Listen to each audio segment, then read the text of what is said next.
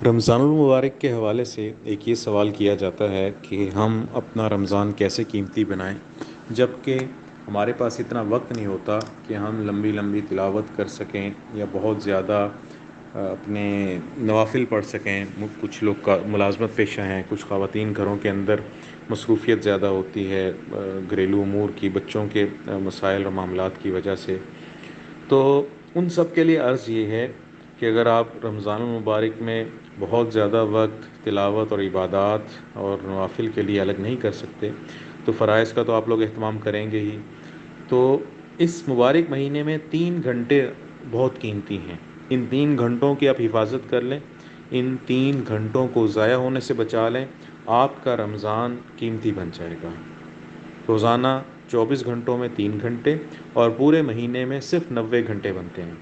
اگر 30 روزے ہوں تو کل رمضان کا مہینے میں 720 گھنٹے ہیں، ان 720 گھنٹوں میں سے 90 گھنٹے آپ قیمتی بنا لیں۔ روزانہ کے 24 گھنٹوں میں سے صرف 3 گھنٹے اپنے قیمتی بنا لیں، ان 3 گھنٹوں کو ضائع ہونے سے بچا لیں، آپ کا پورا رمضان کا مہینہ قیمتی بنے گا، آپ کو رمضان کے پورے انوارات، برکات اور رحمتیں نصیب ہوں گی، آپ کا نقصان نہیں ہوگا۔ وہ کون کون سے 3 گھنٹے ہیں؟ سب سے پہلے افطاری کا گھنٹہ، یعنی افطاری آپ جلد تیار کر لیں، آپ نے مارکیٹ سے سامان لانا ہے جلد لے آئیں، افطاری سے 1 گھنٹہ پہلے آپ اپنے سارے کاموں سے فارغ ہو جائیں۔ خواتین ہیں تو گھر کے تمام کاموں سے فارغ ہو جائیں، اگر مرد حضرات ہیں تو وہ بھی اپنے باہر کے کاموں سے فارغ ہو کر اور باوضو ہو کے بیٹھ جائیں، اور اس 1 گھنٹے میں دعا کے لیے، تلاوت کے لیے وقت نکالیں۔ کچھ وقت تلاوت کریں، درود شریف پڑھیں، لا حول ولا قوت الا باللہ پڑھیے، اور اس کے بعد دعا کریں، کیونکہ حدیث میں آتا ہے روزے دار کی دعا رد نہیں کی جاتی۔ جب روزے کے افطاری کا وقت آتا ہے، روزہ کھولنے کا وقت آتا ہے، اس وقت روزے دار کی دعا رد نہیں کی جاتی۔ کم از کم یہ جو افطاری کا 1 گھنٹہ آپ اپنی عبادت، تلاوت اور دیگر امور کے لیے نکالیں گے، ذکر و عبادت کے لیے، تو اس 1 گھنٹے میں سے کم از کم آپ نے 20 سے 30 منٹ صرف دعا میں لگانے ہیں، اور ان میں اللہ سے خوب مانگیے، اپنے لیے، اپنے عزیزوں کے لیے، مرحومین کے لیے، اور پوری امت کے لیے خاص دعائیں کریں۔ اللہ سے مانگیں اللہ رب العزت ہمیں دنیا اور آخرت دونوں جہانوں میں عافیت، سہولت اور عزت والی زندگی نصیب فرمائے، کبھی کسی کا محتاج نہ کرے۔ اچھا، دوسرا گھنٹہ رات کا آخری پہر،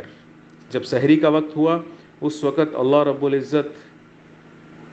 خود آواز دے کر پکارتے ہیں، ہے کوئی درخواست کرنے والا کہ میں قبول کروں، ہے کوئی استغفار کرنے والا میں اس کو معاف کروں؟ تو بس اس وقت استغفار اور دعا کریں، نوافل پڑھیں،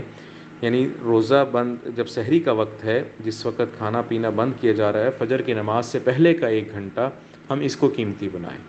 اور تیسرا اور آخری گھنٹہ جو ہم نے قیمتی بنانا ہے، وہ فجر کی نماز کے بعد سورج نکلنے تک، سورج طلوع ہونے تک۔ سورج نکلنے اور طلوع ہونے کا مطلب جس وقت فجر کی نماز کے بعد اشراق کا وقت ہوتا ہے، اس وقت تک ہم لوگ مصلی پہ بیٹھے رہیں، اور اسی وقت وہیں بیٹھے بیٹھے جو آسانی سے تلاوت، ذکر ہو سکے، دعا ہو سکے وہ کریں، اور آخر میں اشراق کے 2 کر کے 4 نفل پڑھیں، اور پڑھ کر پھر اپنے کاموں میں لگیں۔ یہ 3 گھنٹے صرف 3 نہیں ہیں، یہ آپ کے پورے رمضان کو قیمتی بنانے کے لیے، پورے رمضان میں جو ہم چاہتے ہیں کہ کثرت سے ہمیں انوارات ملیں، اس کی عبادت ہم کر سکیں، یا اس سے ہم زیادہ سے زیادہ فائدہ اٹھا سکیں، یہ وہ 3 گھنٹے ہیں جس سے آپ اپنے پورے رمضان کو قیمتی بنا سکتے ہیں، اور ان اوقات کی مداومت کرنے سے اللہ پاک راضی بھی ہوں گے، اور انسان کو مزید نیکیوں کی توفیق بھی ملے گی۔ تو اللہ سے دعا ہے اللہ رب العزت ہمیں سمجھنے کی اور اس پہ عمل کرنے کی توفیق عطا فرمائے، اور جو ہم سنتے ہیں، جو نیکیاں کرتے ہیں، ان کو آگے دوسروں کو پھیلانے کی بھی توفیق عطا فرمائے، تاکہ ہر خیر کے کام میں ہم سمیت، جس طرح ہم کسی خیر کے کام اور نیکی کو کرنے کی کوشش کر رہے ہیں، اس طرح ہم سمیت ہمارے دیگر اعزاء و اقارب اور ہمارے دوست وہ بھی اس خیر سے محروم نہ ہوں، وہ بھی اس خیر میں لگنے والے بنیں۔